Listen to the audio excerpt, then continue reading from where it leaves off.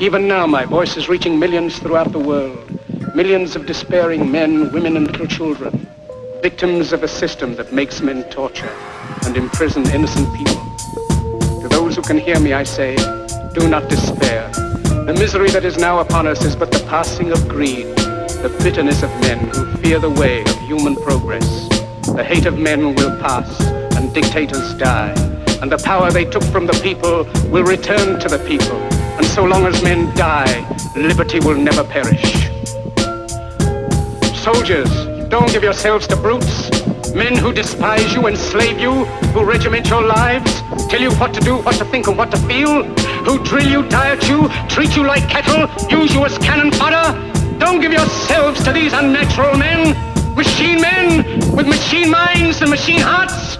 You are not machines, you are not cattle, you are men. You have the love of humanity in your hearts. You don't hate, only the unloved hate, the unloved and the unnatural. Soldiers, don't fight for slavery, fight for liberty. In the 17th chapter of St. Luke it is written, the kingdom of God is within man, not one man nor a group of men, but in all men, in you. You, the people, have the power to create machines, the power to create happiness. You, the people, have the power to make this life free and beautiful, to make this life a wonderful adventure. Then in the name of democracy, let us use that power. Let us all unite. Let us fight for a new world.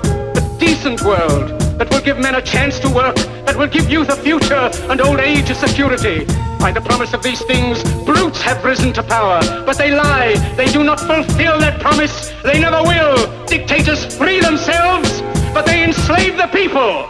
Now let us fight to fulfill that promise. Let us fight to free the world, to do away with national barriers, to do away with greed, with hate and intolerance.